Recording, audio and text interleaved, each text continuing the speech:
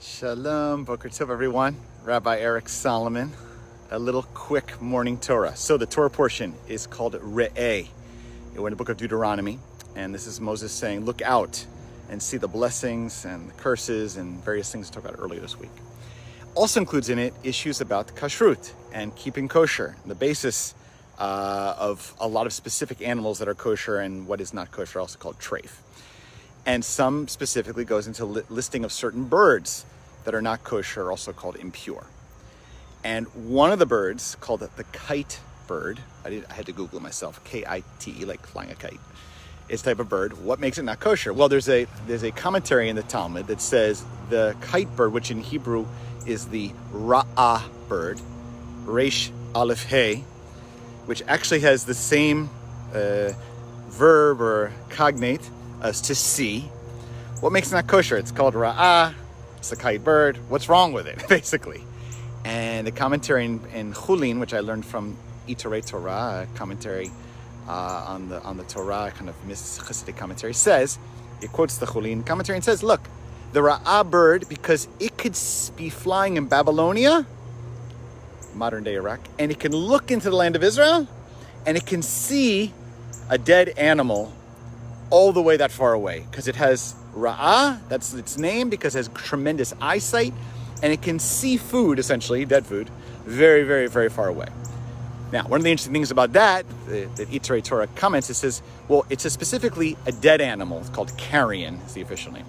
And carrion, those you know inside Jewish baseball kashrut, is also not kosher. So basically what's going on here is that a bird that's known for its eyesight can see an unkosher deceased animal far away in order to attack it, basically.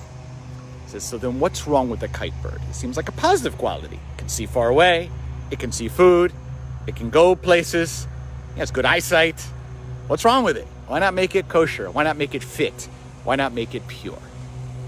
So the answer comes back from Itorei Torah, because anything, animal or person, that can see impurity so clearly, so far away, is actually someone who has impurity inside him or her or themselves. What's the psycho-spiritual message? That if you look at other people or the things and all you see very clearly is their faults, then it's not just a problem with them, it's actually a problem with your eyesight. It's with you.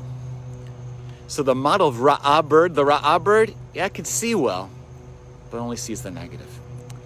And I leave this with a special Shabbat message, okay? There's a lot negative in our world, a lot of challenges in our world, a lot of challenges in people. And people right now, not everyone's acting at their best. Because of the struggles we're going through, it's easy to fall into sadness, isolation. We've talked about it, Can we see, though, the goodness in people? Can we see the goodness in the world? Can our eyesight, spiritually, be looking for also the positive nitzotzot, the sparks of love and holiness inside of others, instead of just looking for the impure? Can we also guide our eyes to look for the pure? That's what Shabbat's about. A lot of the week we see the impurity, we see the sadness, the struggle. On Shabbat it's still there, but can our eyes see the blessing too? And in fact, from Parshat Re'eh, it's about choosing that. Right? We can choose to look at the curse, or we can choose to look at the blessing. It is a choice for us. So I invite us to Shabbat. Please, God, look at the world as being full of blessing. Take time to reflect as you light Shabbat candles, as you take time to pray, time to eat delicious food or be with people you love, even over Zoom. What are the blessings in your life? Can you find them? Can you see them clearly? Don't be like the Ra'ah bird who only sees the negative. Be one who's able to see far, far distances deep into human beings and see their blessing. With that, I wish you all a Shabbat Shalom, a sweet Shabbat, a Shabbat where you see clearly the joy.